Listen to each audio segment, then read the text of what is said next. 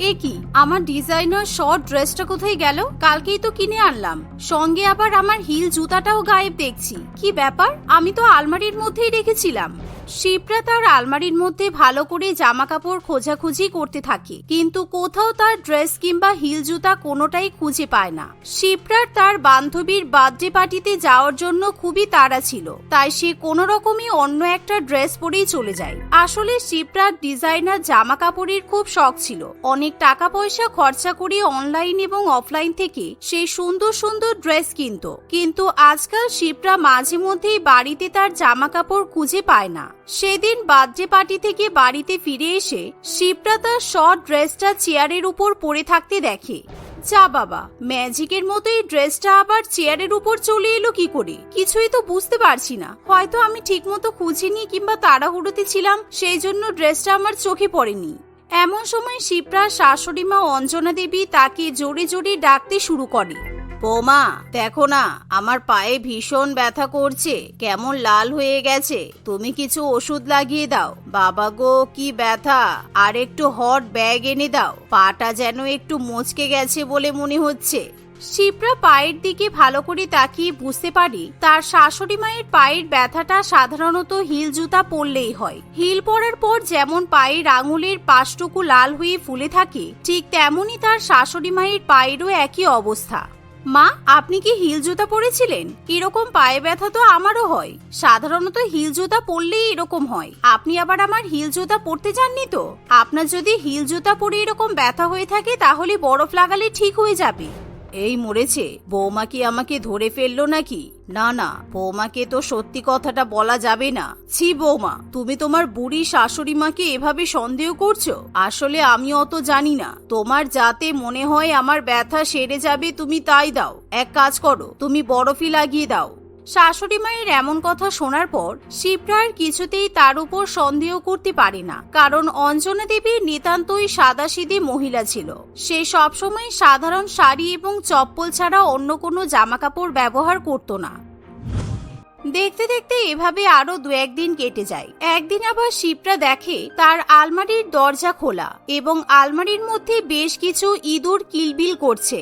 আমি কালকে রাতেই তো আলমারিটা বন্ধ করে শুয়েছিলাম, আমার খুব ভালো করেই মনে আছে। তাহলে আলমারিটা এখন খুললো কিভাবে? আবার এখানে ইঁদুরও ঢুকে গেছে। আমার সব ডিজাইনার জামা কাপড়গুলো এখনই কেটে শেষ করে ফেলবে। এই বলে শিপ্রা বিরক্ত হয়ে তার আলমারি পরিষ্কার করতে শুরু করে। সমস্ত জামা কাপড় গুছিয়ে রাখতে গিয়ে শিপ্রা তার বেশ কিছু জামা কাপড়ও খুঁজে পায় না, কিন্তু সে কিছুই বুঝে উঠতে পারে না। এমন সময় শিপ্রা তার শাশুড়ি মাকেও বাড়িতে খুঁজে পায় না, তাই শিপ্রা তার শাশুড়ি মাকে ফোন করে বলে, মা, আপনি কোথায় গেছেন? অনেকক্ষণ ধরে আপনাকে বাড়িতে দেখতে পাচ্ছি না তো। আসলে আমি তোমার একজন মাসিমা, মানে আমার এক বান্ধবীর বাড়িতে বেড়াতে এসেছি। আমার বাড়ি ফিরতে একটু লেট হবে। তুমি দুপুরে রান্না বান্না করে খেয়ে নাও, আমার জন্য অপেক্ষা করতে হবে না। শিপ্রা শাশুড়ি মায়ের কথা শুনে একটু অবাক হয়, কারণ বিয়ের পর শিপ্রা তার শাশুড়ি মায়ের একটাও বান্ধবীকে চোখে দেখেনি। তাই তার মনে মনে কেমন যেন শাশুড়ি মায়ের উপর সন্দেহ হয়। অন্যদিকে, কি হলো ডার্লিং, কে তোমাকে ফোন করে খোঁজ খবর নিচ্ছে শুনি? তুমি বাড়িতে আমার কথা জানাওনি নিশ্চয়ই। আমি তো তোমাকে কবেই বলেছি আমার কথা বাড়িতে বলে দিতে, কিন্তু তুমি তো আমাকে কিছুই বলছো না। তুমি কি আমাকে ভালোবাসো না? আরে না না ডার্লিং, এসব তুমি কি বলছো? আসলে বাড়িতে তোমার কথা জানালে যদি কেউ কিছু মনে করে, তাই আমি এখন কিছু বলতে পারছি না। তবে তুমি কোনো চিন্তা করো না, আমি খুব শিগগিরই আমাদের কথা বাড়িতে জানিয়ে দেব। আসলে অঞ্জনা দেবীর স্বামী বহু বছর আগে মারা যায়, তাই অঞ্জনা দেবী অনেক বছর একা একা জীবন কাটায়। একদিন হঠাৎই তার ইচ্ছা হয় সেও মডার্ন মহিলাদের মতো টিন্ডার এবং রাম্বেল থেকে নিজের একজন জীবন সঙ্গীকে বেছে নেবে। তাই একদিন সে খুব সুন্দর একটা মডার্ন ড্রেস পরে টিন্ডারে ডিপি দিয়ে প্রোফাইল খোলে। 10 মিনিটের মধ্যে সঞ্জয় বাবু নামক একজন ব্যক্তি তাকে মেসেজ করে। ও মাই গড, নাইস ড্রেস ডিয়ার। আপনি কোথায় থাকেন? আপনার কি এখানেই বাড়ি? আমি সঞ্জয় বসু, আমি একজন এক্স আর্মি অফিসার, বর্তমানে সিঙ্গেল। আপনার যদি আপত্তি না থাকে আমি আপনার সঙ্গে ফ্রেন্ডশিপ করতে পারি। এমন মেসেজ পড়ে অঞ্জনা দেবীর খুবই ভালো লাগে। আমি যদি এই ভদ্রলোককে বলি যে আমি ছাপোষা সাদা মাটা শাড়ি আর চপ্পল পরি, তাহলে এই লোকটা মোটেই আমাকে ডেট করবে না। আজকালকার দিনে পার্টনার খুঁজতে গেলে আমাকেও স্মার্ট এবং সুন্দরী হতে হবে। এই ভেবে অঞ্জনা দেবী সঞ্জয় বাবুকে মেসেজ করতে শুরু করে। দেখতে দেখতে কয়েকদিনের মধ্যে তারা দুজনই ফোনেও কথা বলতে শুরু করে দেয়। বেশ কয়েকদিন পর সঞ্জয় বাবু একদিন অঞ্জনা দেবীকে নিয়ে ঘুরতে যাবে বলে ঠিক করে। তাই অঞ্জনা দেবী তার বৌমার আলমারি থেকে সুন্দর একটা মডার্ন ড্রেস এবং হিল জুতা চুরি করে নেয়। সেগুলো পরার পর সে নিজেকে আয়নার সামনে দেখতে থাকে। উফ, আমাকে এই শর্ট ড্রেসটা পরে যা সুন্দর দেখতে লাগছে, আমাকে যেন আরো 10 বছর কম বয়সী মনে হচ্ছে। এই বলে অঞ্জনা দেবী সঞ্জয় বাবুর সঙ্গে দেখা করতে চলে যায়, কিন্তু শিপ্রা কিছুই বুঝতে পারে না। শোনো, আজকে আমি আমাদের জন্য একটা স্পেশাল টেবিল বুক করে রেখেছি, চলো আজকে তুমি আর আমি ডিনার করে আসি। আর আমি তোমার জন্য যে স্পেশাল ড্রেসটা এনেছি ওটাই কিন্তু পরবে। সায়নের কথা শুনে শিপ্রা খুবই খুশি হয়। কিছুক্ষণ পর শিপ্রা যখন রেডি হবে বলে নিজের ঘরে যায়, তখন সে কিছুতেই সেই নতুন গাউনটা খুঁজে পায় না, যার ফলে শিপ্রা ভীষণই রেগে যায়।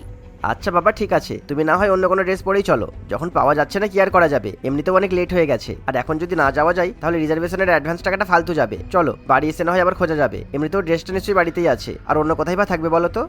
এই ব্যাপারটা অনেক দিন ধরেই চলছে। আমি প্রায় দিনই আমার জামা কাপড় খুঁজে পাই না। আমার জুতাগুলোও তো কেমন যেন গায়েব হয়ে যায়। আবার আপনি আলমারির মধ্যে ম্যাজিকের মতো সবকিছুই চলে আসে। এই দেখো না, তোমার দেওয়া গাউনটা আমি তো খাটের উপরেই রেখেছিলাম, এখন খাটের উপর থেকে গায়েব হয়ে গেছে। সায়নও কিছুতেই ব্যাপারটা ধরতে পারে না, কিন্তু যেহেতু তাদের অনেকটাই লেট হয়ে যায়, তাই শিপ্রা অন্য একটা ড্রেস পরে ডিনার করতে চলে যায়। শিপ্রা মন খারাপ করে সায়নের সাথে বসে খাওয়া দাওয়া করতে শুরু করে, কিন্তু এমন সময় উল্টো দিকে টেবিলে তারা অঞ্জনা দেবীকে দেখতে পায়। অঞ্জনা দেবী শিপ্রা সেই অ্যানিভার্সারি গাউনটাই পরে থাকে। এই সায়ন, ওই দেখো, ওটা মা না? দেখো, মা তো আমার গাউনটাই পরে আছে। ওখানে একটা লোকের সঙ্গে বসে হেসে হেসে কথা বলছে। আমি ঠিকই সন্দেহ করেছিলাম তোমার মাই আমার জামা কাপড়গুলো চুরি করে পরে নেয়।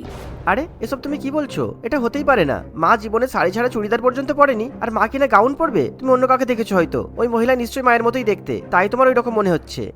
শিপ্রা সায়নের কোনো কথা শুনতে চায় না। সে তখনই তার শাশুড়ি মায়ের কাছে গিয়ে বলে, মা, আপনি আর কোনো ড্রেস খুঁজে পেলেন না? আপনার যদি আমার ড্রেস এতই পছন্দ ছিল, তাহলে আপনি আমাকে বলতে পারতেন, আমি আপনার জন্য এরকম অনেক দামি দামি ড্রেস কিনে দিতাম। কিন্তু আপনি আমার অ্যানিভার্সারির দিনে আমার পছন্দের গাউনটা চুরি করে পরে চলে এলেন। ছি, আপনি এত বড় ছোট লোক হতে পারেন, আমি সত্যিই আশা করিনি।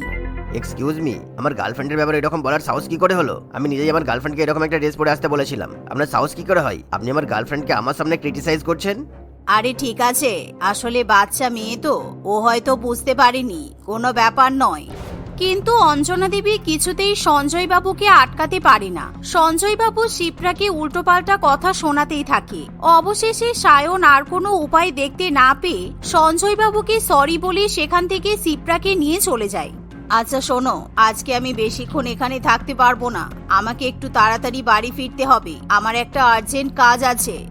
এই বলে অঞ্জনা দেবী তাড়াতাড়ি ভয়ের চোটে বাড়িতে ফিরে যায়। সে ড্রেস চেঞ্জ করে শিপ্রার ঘরে রেখে আসে, কিন্তু শিপ্রা এবং সায়নের বাড়ি ফিরতে একটু লেট হয়। শিপ্রা আবার দেখে ম্যাজিকের মতো তার ড্রেসটা খাটের উপর রাখা আছে, কিন্তু শিপ্রা লক্ষ্য করে তার গাউনের পাশের সেলাইগুলো লুজ হয়ে গেছে। অর্থাৎ গাউনটা দেখে মনে হয় কেউ যেন জোর করে গাউনটা নিজের বডিতে ফিট করার চেষ্টা করেছে। আর শিপ্রা যেহেতু সেই গাউনটা একবারও পরেনি, তাই শিপ্রা একেবারে নিশ্চিত হয়ে যায় তার শাশুড়ি মায় তার গাউন চুরি করে পরেছে। তবুও শিপ্রা তখনকার মতো তার শাশুড়ি মাকে কিছুই বলতে পারে না। পরের দিন সঞ্জয় বাবু আবার অঞ্জনা দেবীকে ফোন করে। হাই ডার্লিং, আজ কিন্তু তোমাকে সারাটা দিন আমার সঙ্গে কাটাতে হবে। আজ কিন্তু আমি তোমার বাড়ি যাওয়ার কোনো রকমের এক্সকিউজ শুনবো না বলে দিলাম। অঞ্জনা দেবী কিছুতেই সঞ্জয় বাবুর কথা ফেলতে পারে না। ফোন রাখার পর অঞ্জনা দেবী চুপি চুপি শিপ্রার ঘরে চলে যায়। সে আলমারি খুলে দেখে সেখানে একটা জিন্স এবং টপ ছাড়া অন্য কোনো ড্রেস রাখা নেই, কারণ শিপ্রা আজকে জিন্স এবং টপ বাদে তার সমস্ত জামা কাপড় লুকিয়ে রেখে দেয়। তাই অঞ্জনা দেবী কোনো উপায় না পেয়ে সেই জিন্স এবং টপ পরেই বাড়ি থেকে বেরিয়ে যায়। বাপরে, এই জিন্সটা তো কি টাইট! আমার তো এত টাইট জামা কাপড় পরার অভ্যাস নেই। এমনিতেই বৌমার জামা কাপড় পরে আমি হাঁসফাঁস করি। আজকে নেহাত আমি অন্য কোনো জামা খুঁজে পেলাম না, তাই এই জিন্স টপটা পরে আসতে হলো। কিন্তু এই ড্রেসটা পরে কিছুতেই বসা যাবে না, যদি জিন্সটা ফেটে যায়। অঞ্জনা দেবী এই ভেবে সারাক্ষণ শুধুই দাঁড়িয়ে থাকে, কিন্তু অনেকক্ষণ দাঁড়িয়ে থাকতে থাকতে তার কোমরে ব্যথা হয়ে যায়। তোমার নিশ্চয়ই দাঁড়িয়ে থাকতে অসুবিধা হচ্ছে, চলো আমরা ওই লেকের ধারে বেঞ্চে গিয়ে বসি। সঞ্জয় বাবুর কথা শোনার পরও অঞ্জনা দেবী কিছুতেই ভয়ের চোটে বসতে চায় না, কিন্তু সঞ্জয় বাবু জোর করে তাকে বসিয়ে দেয়। এমন সময় হঠাৎই অঞ্জনা দেবীর জিন্সটা ছিঁড়ে যায়। উফ, তোমাকে বারবার বারণ করলাম আমাকে জোর করে বসিও না, এবার আমি বাড়িতে কি করে যাব? আশেপাশের লোকজন অঞ্জনা দেবীর এমন অবস্থা দেখে ভীষণই হাসাহাসি করতে শুরু করে, যার ফলে অঞ্জনা দেবী প্রচন্ড পরিমাণে অপমানিত বোধ করে, এমনকি সে কান্নাকাটি করতে শুরু করে দেয়। ঠিক এমন সময় শিপ্রা সেখানে একটা শাড়ি নিয়ে এসে উপস্থিত হয়। কি ব্যাপার, জিন্সটা ফেটে গেছে? শুধু ড্রেসই নয়, আপনি আমার অন্যান্য ড্রেসগুলো আপনার মোটা শরীরে ঢুকিয়ে নষ্ট করেছেন। আরে আপনার যখন শাড়ি পরার অভ্যাস, তাহলে শাড়ি পরলেই পারেন, আমার এত দামি দামি ড্রেসগুলো নষ্ট করতে গেলেন কেন? বৌমা, আসলে আমি ভেবেছিলাম সঞ্জয় মডার্ন মেয়ে পছন্দ করে, তাই আমি যদি তোমার ড্রেস পরি তাহলে সঞ্জয় আমাকে পছন্দ করবে। আসলে আমি অনেক দিন ধরে একাকিত্বে ভুগছি, তাই ভেবেছিলাম কোনো পার্টনার পেলে হয়তো আমার জীবনটা আরো ভালো হবে। সে কি, তুমি এত টাইট ফিটিং আনকমফোর্টেবল ড্রেস আমার জন্য পরেছো? হ্যাঁ আমি মানছি আমি মডার্ন মেয়ে পছন্দ করি, কিন্তু তার মানে এই নয় যে তুমি আনকমফোর্টেবল ড্রেস পরে নিজেকে কষ্ট দেবে। এই দেখো, আজও আমি তোমার জন্য দামি দামি শাড়ি এনেছিলাম। এমন কথা শুনে অঞ্জনা দেবী খুবই খুশি হয়। সেদিনের পর থেকে অঞ্জনা দেবী কখনোই বৌমার জামা কাপড় চুরি করে পরে না। কিছুদিন বাদে অঞ্জনা দেবী ছেলে বৌমার অনুমতি নিয়ে সঞ্জয় বাবুকে বিয়ে করে এবং সে হাসি খুশি তার সাথে বসবাস করতে থাকে। 12 বছর বয়সী মনিকা নামের একটি মেয়ে খুবই অসহায় এবং গরিব ছিল। তার মা কিভাবে কবে মারা গেছে সেটা তার মনে নেই, কিন্তু সে তার বাবা মদন বাবুকে ক্ষুধা যন্ত্রণায় কষ্ট পেয়ে মরতে দেখেছে। মনিকার 3টে ছোট ভাই বোন ছিল। বাবা মারা যাওয়ার পর থেকে তার 3 বোনের দায়িত্ব তার উপরেই এসে পড়েছিল। একদিন মনিকা দেখে যে তার 3 ভাই বোন রাস্তার ধারে স্তূপীকৃত করে রাখা আবর্জনাতে কিছু একটা খোঁজার চেষ্টা করছে। এই কি করছিস তোরা? হ্যাঁ দিদি, আমাদের খিদে পেয়েছে, আমরা আবর্জনা থেকে খাবার খুঁজছি। দিদি, আমি কদিন আগে এখান থেকে একটা রুটি খুঁজে পেয়েছিলাম। মনিকা তার ভাই বোনদের এমন অবস্থা দেখে খুবই দুঃখিত হয়ে পড়ে। তাদের এই অবস্থা দেখে একটা ভাঙারওয়ালা বলে, এই বাচ্চারা, তোমরা এভাবে আবর্জনা থেকে খাবার না খুঁজে আবর্জনা থেকে প্লাস্টিক, পলিথিন, বোতল আর অন্যান্য ভাঙাচোরা জিনিস খুঁজে আমাকে দাও, আমি তোমাদের টাকা পয়সা দেবো আর খাবারও দেবো। ঠিক আছে কাকু, আমাদের পেট ভরার মতো রুটি চাই, আমরা খুব অসহায়, আমাদের সাহায্য করার জন্য ধন্যবাদ। মনিকা এবং তার 3 ভাই বোন আবর্জনা থেকে প্লাস্টিক এবং পলিথিন জাতীয় দ্রব্য খুঁজতে থাকে। দিদি, আমরা তো অনেক প্লাস্টিক আর পলিথিন এক জায়গায় করে নিয়েছি, তাড়াতাড়ি মালিকের কাছে এগুলো নিয়ে চলো, এবার মালিক আমাদের টাকা দেবে, আমরা খাবার খেতে পারবো। এই, তোর কি খাওয়া ছাড়া আর কোনো কাজ নেই? সবসময় শুধু খাবো খাবো করিস কেন? কোথায় দিদি, কই খেয়েছি? কালকে সন্ধেবেলা খেয়েছিলাম তো, আজকে তো সারাদিন না খেয়েই কেটে গেল, আর তুমি বলছো আমি সব সময় খাই। এ বাবা, কত মিথ্যা কথা বলিস রে। এই বল্টু, সকালে ওই যে বিল্ডিং এর পেছনে একটা প্লাস্টিকের মধ্যে খাবার পড়েছিল, ওটা তোটা সবাই মিলে খেয়েছিলি না বল? হ্যাঁ তো, লিপিকা আর আমরাই তো খেয়েছি, দিদি তো বরং কিছুই খায়নি, না খেয়েই আছে। কিরে পুচকি, তুই বল, আমরা খেয়েছি না? দাদা, তুমি এমন করে বলছো যেন আমরা অনেক কিছু খেয়েছি, ওটাতে তো কারোর ঘরের বেঁচে যাওয়া অনেক দিনের বাসি রুটি ছিল, তাও আবার 3টে, শক্ত ইট হয়ে গিয়েছিল, খুব কষ্টে চিবিয়ে চিবিয়ে খেয়েছিলাম। একটা রুটি খেয়ে কি পেট ভরে বলো? দিদি, একটা কথা আমি বুঝতে পারি না জানো, উপরওয়ালা সবাইকে আলাদা আলাদা কেন বানিয়েছে? কত কেউ খাবার না খেয়ে নষ্ট করে, রুটি তরকারি সবজি ডাস্টবিনে ফেলে দেয়, আর আমাদের কপালে তো একটাও ভালো রুটি জোটে না। হ্যাঁ লিপিকা, উপরওয়ালা যত দুঃখ কষ্ট গরিবদের কপালেই লিখেছে। বাবা বেঁচে থাকতে আমাদের কোনো কষ্ট হয়নি, কিন্তু বাবা অসুস্থ হওয়ার পর থেকে কাজ করতে পারতো না, টাকার অভাবে বাবা চিকিৎসাও করাতে পারেনি, আর শেষে না খেয়ে খেয়ে খিদে জ্বালায় বাবা মারা গেল। দিদি, আমরা সবাই অনেক কাজ করব, তাহলে আমরা অনেক পয়সা পাবো আর ওই পয়সা দিয়ে আমরা ভাত রুটি খাবো। তাহলে আমরা বাবার মতো না খেয়ে মরবো না। এমন বলিস না রে বোন, তখন আমি ছোট ছিলাম, তাই আমি বাবাকে বাঁচাতে পারিনি, কিন্তু আমি তো এখন বড় হয়ে গেছি, আমি তোদের কাউকে কিচ্ছু হতে দেব না। মনিকা তার 5 বছরের ছোট বোনের মুখে এমন কথা শুনে কেঁদে ফেলেছিল। সারাদিন ধরে তারা যা প্লাস্টিক, পলিথিন এবং অন্যান্য ভাঙাচোরা জিনিস এক জায়গায় করেছিল, সেগুলি একটা বস্তায় ভরে ভাঙাড়ের দোকানের মালিক নরেনের কাছে দিয়ে আসে। তার বদলে নরেন তাদের 40 টাকা দেয়। সেই টাকা দিয়ে মনিকা রাত্রিবেলা রুটি তরকারি কেনে এবং তারা সবাই মিলে খেয়ে ঘুমিয়ে পড়ে। পরের দিন মনিকা রাস্তার ধারে রাখা ডাস্টবিন থেকে একটা কোল্ড ড্রিঙ্কসের ক্যান তুলছিল। ঠিক তখনই একটা গাড়ি এসে মনিকাকে পেছন থেকে ধাক্কা মেরে দেয়। মনিকা তৎক্ষণাৎ রক্তাক্ত অবস্থায় মাটিতে লুটিয়ে পড়ে। গাড়ি থেকে রামলাল নামে এক লোক বেরিয়ে আসে। আহারে, কি হয়ে গেল? আমাকে ক্ষমা কর মা, আমার গাড়ির ব্রেক কাজ করছিল না। তোর কিচ্ছু হবে না, আমি তোকে এখনই হসপিটালে নিয়ে যাচ্ছি। এই, কেউ সাহায্য করো আমাকে। রামলাল বাবু আরো কয়েকজন ব্যক্তির সাহায্য নিয়ে মনিকাকে হসপিটালে নিয়ে যায়। দেখুন, এই মেয়েটির মাথায় অনেক জোরে আঘাত লেগেছে আর এর একটা পাও ভেঙে গেছে। আমি প্লাস্টার করে দিয়েছি। 2 মাস অন্তত বেড রেস্ট করতেই হবে, একদমই হাঁটা চলা করা যাবে না। এটা শুনে মনিকা অঝরে কেঁদে ওঠে। আরে আরে মা, তুই কাঁদছিস কেন? আমি তো আছি তোর সঙ্গে, আমি তোকে একদম সুস্থ করে দেব। তোর চিকিৎসার সব দায়িত্ব আমার, তোর কিচ্ছু হবে না, কোনো কষ্ট হবে না। কাকু, আপনি আমাকে না হয় সুস্থ করে দেবেন, কিন্তু এই পেটে যে খিদের আগুন জ্বলছে সেটা নেভানোর দায়িত্ব কে নেবে বলুন? আমার 3টে ছোট ছোট ভাই বোন আছে, ওদেরকে কে দেখবে? ওদের দায়িত্ব এবার কে নেবে? আমি ছাড়া ওদের আর কেউ নেই। এ বাবা, তোমার বাবা মা নেই? আচ্ছা মা, তুমি চিন্তা করো না। তুমি কোথায় থাকো বলো? উইপ্রো বিল্ডিং এর পেছনে একটা বস্তি আছে, ওখানে একটা ছোট্ট ঘরে আমি আমার ভাই বোনদের নিয়ে থাকি। আচ্ছা, ভালোই হলো। ওই বিল্ডিং এর পাশের যে ধাবাটা আছে না, ওটা আমারই ধাবা। তুই তোর ভাই বোনদের আমার ধাবায় ছোটখাটো কিছু কাজ করে দিতে বলবি, তার বদলে আমি ওদের খাবার আর কিছু টাকাও দেব, কেমন? এটা শোনার পর মনিকার চিন্তা অনেকটাই দূর হয়। রামলাল বাবু মনিকাকে হসপিটাল থেকে ডিসচার্জ করে তার বাড়িতে পৌঁছে দেয়। পরের দিন থেকে মনিকার 3 ভাই বোন রামলালের ধাবায় কাজ করতে চলে যায়।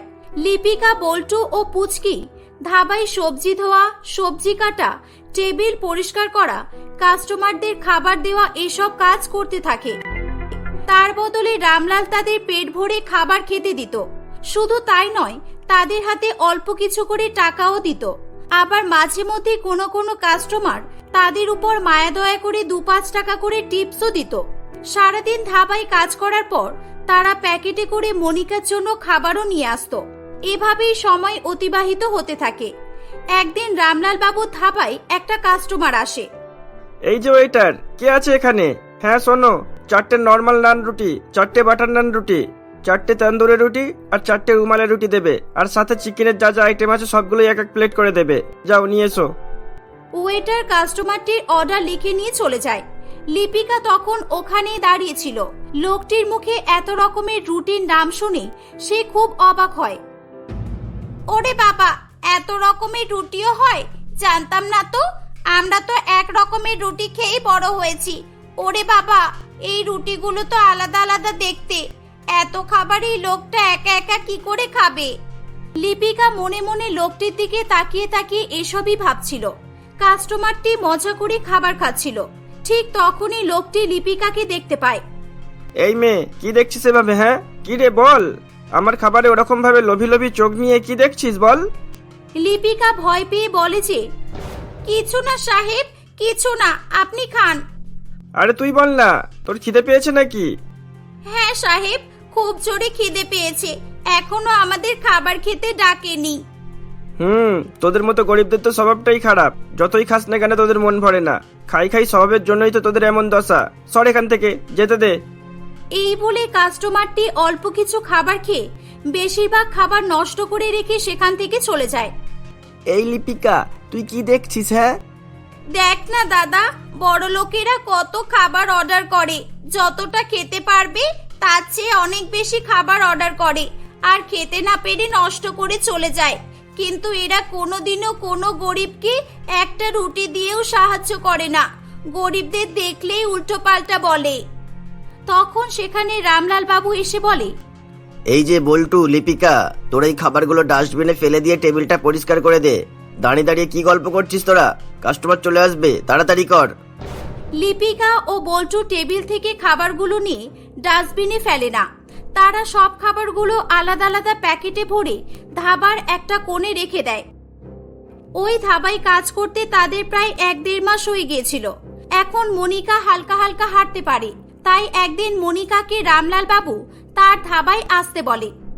আয় মনিকা, আয়। তোর ভাই বোনগুলো সত্যি খুব পরিশ্রমী, আর ওরা খুব ভালোভাবে সব কাজ করে, আর ওদের মধ্যে সততাও আছে।